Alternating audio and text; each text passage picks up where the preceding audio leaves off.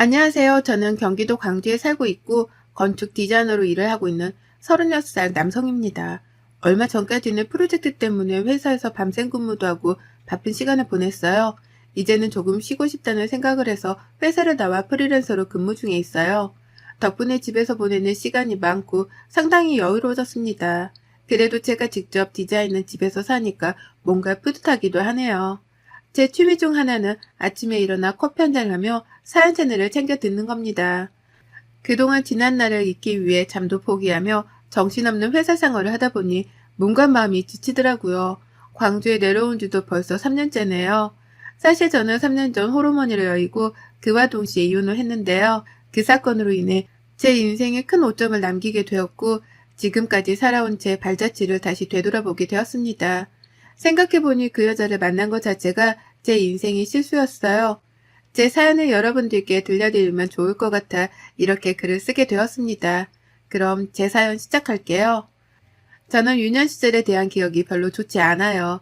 어려서 불의의 사고로 아버지가 일찍 돌아가시는 바람에 어머니가 홀로 남동생과 저를 키우셨습니다. 식당 설거지, 건물 청소부터 안 해본 일이 없으셨고 어렵사리 모은 돈으로 학교 앞에서 작은 부식집을 운영하며 저희를 뒷바라지 해주셨어요. 어머니는 저희 형제가 열심히 공부해서 번듯한 직장을 잡고 평범하게 살아가길 바라셨어요. 그러면서도 저희가 하고 싶은 일이 있으면 실패든 성공이든 저희 몫이라며 잘 해보라고 응원해 주셨죠. 저는 가장 형편이 좋지 않았던 어린 시절의 기억 때문인지 집에 대한 집착이 생겼습니다. 그래서 대학도 장학금을 받으며 다녔고 건축 디자인을 전공했어요.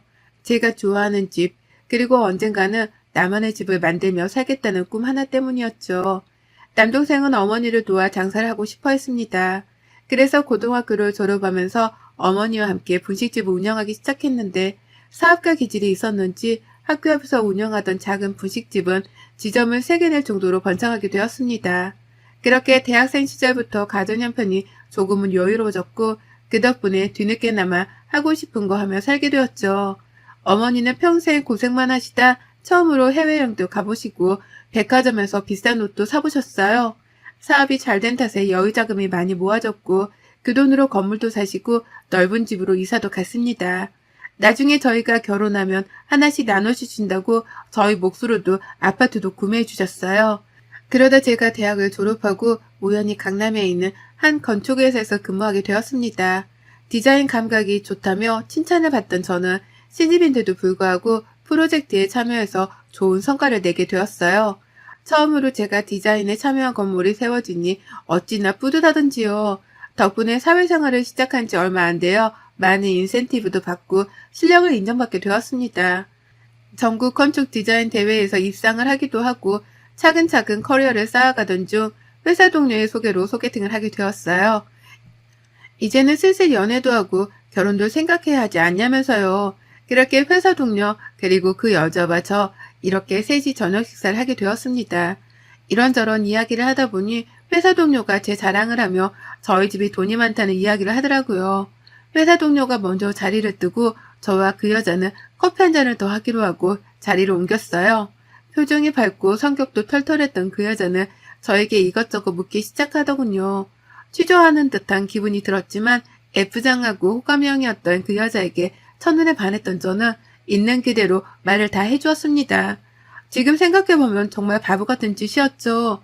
그렇게 연락처를 주고받고 3개월 정도 만나다가 본격적인 연애를 시작하게 되었습니다. 1년 정도 연애를 하고 20대 후반에 접어들면서 여자친구는 결혼도 생각해야 하지 않냐길래 30 전에 결혼하기로 마음먹고 양가 집안에 인사를 드리기로 했습니다. 저희 엄마와 남동생은 새로운 식구가 생긴다는 것에 대한 기대감이 크셨어요.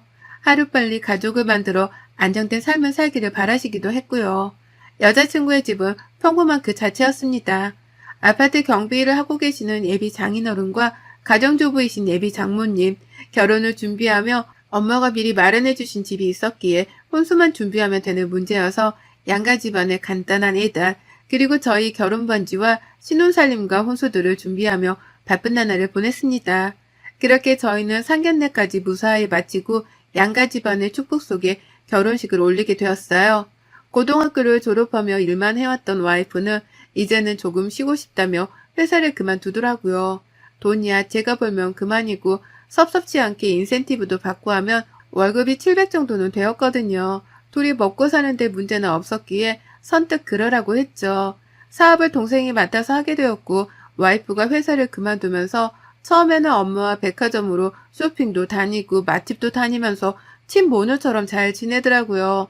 남동생과도 사이가 좋았고 양가 집안이 함께 여행 다닐 정도로 가까운 사이가 되었어요. 집에만 있기 답답하다며 필라테스도 끊고 요가도 다니고 한 번은 친구들과 1박 2일, 어쩔 땐 동남아나 일본으로 여행을 다녀오기도 했습니다.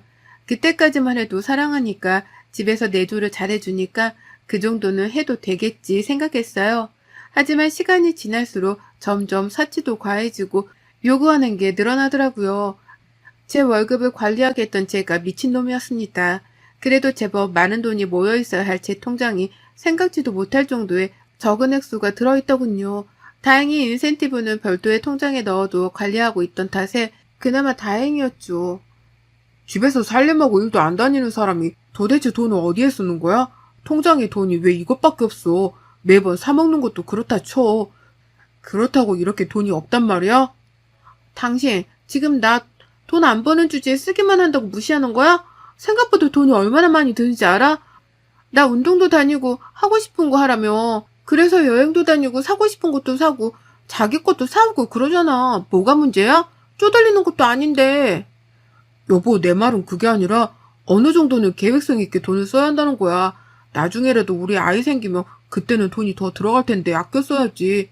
기분 나빴다며 미안해. 그런 의도는 아니었어. 제가 너무 돈에 예민하게 구는 것 같아 몇 번의 말다툼도 있었지만 잘 넘어갔어요. 그러다 제 인생에 검은 구름이 들이오기 시작했습니다. 건강하시던 엄마가 1년에 한 번 받으시던 건강검진을 받으셨는데 췌장암 4기 판정을 받으셨어요. 평소에 여행도 잘 다니시고 젊은 사람들도 하기 힘든 크로스핏도 다니시고 건강하게 사셨거든요. 그런데 하루아침에 암 판정을 받으시니 모두가 충격이었어요. 최근에 피로감도 많이 느끼시고 소화가 잘 되지 않았던 경우가 많으셨는데 그냥 일시적인 현상이라 생각했는데 증상이 오래가는 것 같아 이번에는 안 하다 4시간까지 했었거든요. 췌장암 자체가 초기에 발견될 가능성도 낮고 이미 주변 장기에 전이가 시작되어서 길어야 1년이라는 절망적인 말을 듣게 되었습니다. 어머니는 아들들 다 키워놓고 잘 살 수 있게 기반을 닦아놓았으니 지금 당장 죽어도 여한은 없다고 하셨지만 홀로 방 안에서 몰래 우시는 모습을 본 저는 가슴이 아프더군요. 그동안 열심히 사셨던 것에 대한 보답이 겨우 이건가 하는 생각도 들었고요. 그렇게 하루하루가 지나면서 어머니도 쇠약해지셨고 보살핌이 필요한 상황이 되었습니다. 남동생은 결혼을 앞두고 있었고 엄마는 저희에게 짐이 될 수 없다며 요양원에 가겠다고 하시더군요. 그런데 웬일인지 와이프가 어머니를 모시겠다고 하는 겁니다. 여보, 어머니 우리가 모시자. 그동안 고생하신 거 다 아는데 어떻게 요양원 같은 데 보내. 어머니도 사람이고 여자신데 그래도 가족들 곁에 계시는 게 낫지. 내가 잘 돌봐드릴 테니까 걱정 마. 당신 정말 우리 엄마 잘 모실 수 있겠어? 생각해주는 것만으로도 고마운데 정말 고마워. 당신이 선뜻 모시자고 할 줄은 몰랐어. 정말 고마워. 남도 아니고 어머니시잖아. 당연히 우리가 모셔야지. 그렇게 엄마를 모시고 살게 된 저희는 정말 살뜰히 보살펴드렸습니다. 와이프도 엄마가 불편하지 않게 최대한 맞춰드리며 보양식도 해드리고 살뜰히 살피더라고요. 그렇게 반년 정도가 지났을까 와이프도 힘들 것 같아서 주말에는 내가 엄마를 케어할 테니 외출하고 오라고 했습니다. 근데 그게 잘못이었을까요? 주말마다 외출하는 건 너무나도 당연해지기 시작했습니다. 어디서 무얼 하는지 모르겠지만 제가 금요일에 퇴근하기를 목 빠지게 기다리다가 제가 오자마자 바로 나가기 일쑤였어요. 처음에는 힘드니까 그러려니 했는데 점점 시간이 지날수록 저는 찜찜함을 감추지 못했죠. 그러다 엄마의 상태가 갑자기 안 좋아져서 중환자실에 입원하게 되셨어요. 갑자기 혈압이 오른다거나 구토를 자주 하시기도 해서 상당히 지쳐 계셨거든요. 의사는 말기 환자의 흔한 증상인데 몸이 많이 쇠약해져 있는 상태다 보니 입원해서 경과를 지켜봐야 한다고 했습니다. 최악의 경우 마음의 준비까지 해야 한다는 말에 저희는 엄마를 잃을까 겁이 났어요. 그러는 와중에도 와이프는 꾸준히 주말마다 어디론가 가서 휴식을 즐기다 왔습니다. 엄마가 언제 돌아가실지 모르는 상황에 주말마다 연락까지 끊기다시피 하며 시간을 보내고 오는 와이프가 이제는 조금 미워지기 시작하더라고요. 그래도 좋은 게 좋은 거라고 남동생도 그동안 형수 고생했으니 냅두라길래 겨우 참았죠. 어느 날이었습니다. 남동생도 장사 때문에 병원에 오지 못하고 제가 회사에 급한 일이 생겨 주말에 출근을 해야 했어요. 간병인에게 엄마를 맡기고 회사에 출근해서 일을 하고 있는데 같이 근무하는 회사 동료에게 연락이 오는 겁니다. 여보세요, 김 팀장님. 주말에 무슨 일이세요? 지난번 말씀해주신 디자인 어제 보내드렸는데 문제 있나요? 아니, 그게 아니라 혹시 박 팀장 지금 어디야? 저요? 저는 회사죠. 지난번에 신입들 디자인 대회 나간다고 회사에서 자체 심의한다고 한 것 때문에 검토하러 나왔죠. 왜 그러세요? 아, 내가 그럼 잘못 봤나? 아니, 나 지금 여기 강원도거든. 근데 박 팀장 와이프를 봤거든? 왜 남자랑 지나가길래 박 팀장인 줄 알고 봤는데 박 팀장은 회사라고 하고 내가 잘못 봤나 봐. 제 와이프요? 친구들이랑 여행 간다고 했는데 친구들이랑 갔나 보네요. 어디 가는지까지는 제가 신경을 못 써서요. 이런 말 미안한데 친구들이랑 온 건 아닌 것 같아. 같이 있던 남자도 얼굴이 익숙하고 어디서 많이 본 것 같단 말이지. 근데 선글라스를 쓰고 있어서 긴가민가 해. 재수 씨는 분명해. 내가 사진까지 찍었다니까? 박 팀장, 혹시 와이프가 바람피고 있는 거 아니야? 내가 관여할 문제는 아니지만 보통 사이가 아닌 것 같아서. 무슨 말이세요? 제 와이프가 무슨 바람이에요? 아닐 거예요. 그렇게 전화를 끊고 사진을 전송받았는데 그 사진을 보고 그 자리에서 굳어버리고 말았습니다. 사진 속 여자는 제 와이프가 분명했어요. 그리고 그 옆에는 와이프를 소개해준 회사 동료였던 사람이 있던 겁니다. 사실 저에게 와이프를 소개시켜주고 얼마 뒤 개인 사정으로 퇴사를 했거든요. 몇 번을 둘러봐도 사진 속 남자는 그때 그 남자가 분명했습니다. 팔에 손목까지 이어지는 타투가 있었는데 그걸 보고 확신했죠. 끓어오르는 분노를 겨우겨우 삭히고 마음을 가라앉히기 위해 물까지 벌컥벌컥 마셨습니다. 사진 한 장으로는 확실하게 단정짓기 어려웠기 때문에 며칠을 고민하다 남동생에게 이 사실을 알렸어요. 남동생도 처음에는 형수가 그럴 리가 없다며 못 믿겠다고 했지만 혹시 모르니 증거를 남겨야 한다고 했습니다. 평소 확인을 잘 하지 않던 차에 블랙박스부터 확인해보자고 했죠. 집과 회사가 가까웠기 때문에 가끔 제가 운전하는 거 말고는 주로 와이프가 타고 다녔기 때문이죠. 남동생과 같이 확인을 하는데 정말 낯뜨거워 죽는 줄 알았습니다. 사랑한다느니 언제 이혼할 거냐는 둥 대화가 녹음되어 있었고 스킨십을 하면 냈던 소리도 모두 녹음이 되어 있더라고요. 좀 더 확실한 증거가 필요했기에 남동생과 저는 집에 아무도 모르게 홈캠까지 달았습니다. 평일에는 제가 회사와 병원 그리고 남동생 집으로 오가며 어머니를 간호했던 탓에 집에는 거의 어쩌다 한번 속옷이나 옷가지를 갈아입기 위해 가기 일쑤였거든요. 설마 하는 마음으로 홈캠까지 설치하고 확실한 증거가 생길 때까지 이를 악물고 견뎠습니다. 알고 보니 그동안 주말마다 그 남자를 만나 여행을 다녔던 겁니다. 와이프에게 따로 발급해주었던 카드 3번 내역을 조회해보는데 호텔이며 뭐며 안 간 곳이 없더라고요. 그동안 이 카드 내용만 봐도 알 수 있었을 건데 사는 게 바쁘다 보니 이런 것까지 신경 쓸 여유가 없었네요. 그 사이에 일반 병실로 옮겨진 지 일주일 만에 엄마의 상태가 급격히 악화되어 다시 중환자실로 옮기셨고 사경을 헤매셨어요. 마음의 준비를 하라는 의사의 말에 남동생과 저는 병원에서 거의 살다시피 했어요. 남동생도 가게를 직원에게 맡겨두고 항상 엄마 곁을 지켰습니다. 그 와중에도 주말이 되면 와이프는 친구들을 만나는지 그놈을 만나는지 알 수가 없었지만 자리를 비웠죠. 어느 때처럼 주말에 친정으로 가서 쉬고 오겠다며 나가더라고요. 남동생과 병원 식당에서 저녁을 해결하고 휴대폰에 연결해둔 홈캠을 우연히 보게 되었어요. 분명 친정에 간다고 했던 와이프는 집에 있었고 침대에 누워 TV를 보다가 휴대폰도 하다가 그러더라고요. 뭐 별거 안 하네 하고 휴대폰을 끄려는 찰나 와이프 옆에 누군가 눕는 겁니다. 경악을 금치 못했어요. 곧이어 그 남자와 와이프가 침대에서 뒹구는데 정말 피가 거꾸로 솟더라고요. 신혼집 안방에서 보는 그 모습에 온몸이 덜덜 떨렸습니다. 남동생은 왜 그러냐며 저와 휴대폰을 번갈아 보더니 아무 말도 하지 못하더라고요. 엄마는 오늘 내일 하시는데 와이프는 다른 남자와 바람을 피우고 있다니 이게 정말 가당키나 한 일인가요? 더 가관인 건 그들의 대화였습니다. 음성까지 들리는 기능이 있었기에 저는 그들이 나누는 대화를 듣고 뒷목을 잡을 수밖에 없었어요. 자기야, 자기 시어머니 오늘 내일 하신다며 언제 이혼할 거야? 이혼? 아직 멀었지. 일단 어머니가 돌아가시던 해야 이혼을 하지. 지금도 아슬아슬한데 이혼하더라도 내 몫은 챙기고 이혼해야 하지 않겠어? 그래도 유일한 며느리인데 죽기 전에 뭐라도 남겨주겠지. 돈 많은 집이니 나한테도 떨어지는 게 있을 거야. 내가 왜 그 병수발을 들었는데. 그렇지. 자기가 그렇게 개구생했는데 콩고물에도 있어야지. 내가 왜 얘를 자기한테 소개시켜줬는지 알아? 같이 술 먹는데 좀 친해졌다고 지 이야기를 아주 술술 하더라고. 그 사거리 앞에 떡볶이집 알지? 그거 서울에만 체인점 4개 있는데 사업도 잘 되고 집에 돈 많다고 자랑을 어찌나 하던지. 이혼할 때 그냥은 안 나갈 거야. 혹시 몰라서 임신 테스트기도 구해놨어. 역시 우리 자기는 돈 만지던 사람이라 그런가 똑똑하단 말이야. 한몫 챙겨서 빨리 뜨자. 저는 모든 영상과 와이프가 썼던 카드 내역을 다 모았습니다. 그리고 며칠 뒤에 엄마가 힘겹게 저희에게 할 말이 있으시다며 부르셨습니다. 의사 선생님은 엄마와 저희를 임종방으로 옮겼습니다. 그렇게 엄마는 저희에게 그동안 고생 많았다며 앞으로 더 행복하게 살으라는 말씀을 하시고는 눈을 감으셨어요.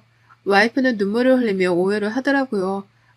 그 모습에 기가 찼지만 장례식까지만 참기로 하며 손에 자국이 날 정도로 주먹을 꽉 쥐었습니다.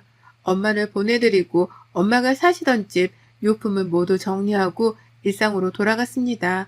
저는 이혼 소리와 모든 증거를 가지고 처갓댁으로 갔습니다. 와이프가 친정에서 주말을 보내고 오겠다며 간 탓이었죠. 전 그곳에서 단판을 짓고자 했습니다. 박서방, 자네가 여기는 웬일인가 연락도 없이. 저녁은 먹었고. 장인어른 장모님 드릴 말씀이 있어서 찾아왔습니다. 저 경이랑 이혼하겠습니다. 어리둥절해 하시는 장인어른 장모님께 와이프가 저질렀던 그동안의 만행들이 담긴 증거들을 모두 보여드렸고 와이프에게는 이혼 서류를 건네주었습니다. 연기라도 할 줄 알았더니 와이프는 당당하게 말을 하더라고요. 아직 내가 들이민 증거 자료를 보지 못한 채로 말이죠. 이혼이 그렇게 쉬운 줄 알아? 증거 있어? 내가 바람 피웠다는 증거 있냐고. 지금 살고 있는 그 신혼집도 절반 떼서 놔줘. 그냥은 못하지. 내가 병든 시어머니 수발까지 했는데 네가 딴 여자 생긴 거 아니야? 기가 차도 너무 기가 차서 말이 다 안 나오네. 너 이거 보고도 할 말이 있냐? 너 집에 카메라도 설치했어? 너 이거 범죄인 거 몰라? 범죄?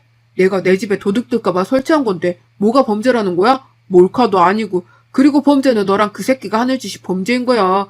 신혼집에서 대범하게 몸 엉키면서 뒹굴 때는 언제고? 뭐 범죄?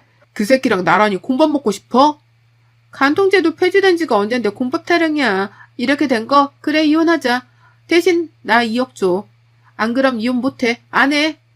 2억? 가당키나 하냐? 너 그동안 내 월급으로 사치 부리고 놀러다닌 거 그것만 해도 2억은 넘겠다. 혼수해온 거? 그것도 장인어른 장모님이 해주신 거지. 네가 한 게 아니잖아. 그리고 멍청하게 차에서 그 짓거리 했더라? 차에는 블랙박스라는 게 있어. 멍청해도 유분수지. 조용히 끝내려 했는데 안 되겠네. 원만한 합의는 없는 걸로 할게. 법정에서 보자고. 그렇게 저는 변호사를 선임해 이혼소송을 했습니다. 와이프도 맞소송을 진행하며 저에게 2억 원의 위자료를 요구하더라고요. 저는 와이프에게 그동안 제 월급으로 흥청망청 쓴 금액 5천만 원과 위자료 5천만 원을 요구했습니다. 일을 하지 않아 돈이 없던 와이프는 처가댁의 도움을 받고자 했으나 장인어른 장모님은 너 같은 딸 둔 적 없다. 집안 망신을 시켜도 유분수지. 불륜녀 주제에 어디서 딸 노릇을 하려고 드냐? 하며 와이프의 도움을 거절하고 연락을 차단시켜 버리시더라고요. 그러면서 저에게 자식을 잘못 키웠다고 상처를 줘서 미안하다며 무릎까지 꿇으셨습니다. 그리고 상간남에게도 소송을 걸어 2천만 원의 위로금을 받아냈어요. 와이프는 자기가 돈이 없는데 어떡하냐며 배째라는 식으로 나오더라고요. 뭐 별 수 있겠습니까? 전 기다렸습니다. 제가 나서지 않아도 주게 될 테니까요. 그렇게 위자료를 주지 않고 꽤 오래 버티더라고요. 처갓집은 와이프 명의로 되어 있어서 와이프가 위자료를 지급하지 않자 장인어른 장모님이 살고 계신 집이 경매로 넘어갈 수도 있다는 통지서를 받고서야 저한테 싹싹 빌더라고요. 어떻게든 막노동이라도 해서 위자료 줄 테니 제발 한 번만 봐달라고 하더라고요. 본인들이 길거리에 나앉게 되자 장인어른과 장모님은 결국 노후자금으로 모아둔 돈을 제게 주시며 선처를 부탁하시고요. 저는 죄 없는 어른들이 고생하시기까지는 바라지 않았습니다. 1억을 받고 5천만 원을 다시 돌려드렸어요. 나머지는 와이프에게 직접 받겠다고 말씀드렸죠. 그렇게 와이프와 이혼 절차를 마무리하고 저는 서울 생활을 정리하기 시작했습니다. 신혼집을 매매해 제가 갖고 있던 돈으로 현재 살고 있는 경기도 광주의 집을 짓기 시작했어요. 1년 정도의 기간이 소요되었고 저는 홀로 그 집에서 지금까지 살고 있습니다. 다니던 회사도 그만뒀지만 저에게 자꾸 작업을 요청해 오는 탓에 프리랜서로 근무하게 되었어요. 혼자 먹고 살 정도는 충분히 되었기에 여유를 부리며 일하고 있답니다. 장인어른의 말씀으로는 와이프를 처갓집에서 쫓아냈고 어디서 무얼 하면 사는지 모른다고 하시더라고요. 그저 제 계좌로 매달 100만 원씩을 꼬박꼬박 보내오고 있답니다. 그렇게 벌써 3년이라는 시간이 지났네요. 큰일을 겪고 나니 제 인생이 더 소중하게 느껴졌습니다. 그래서 앞으로는 후회 없는 삶을 살려고 해요. 내년에는 해외로도 나가볼 예정입니다.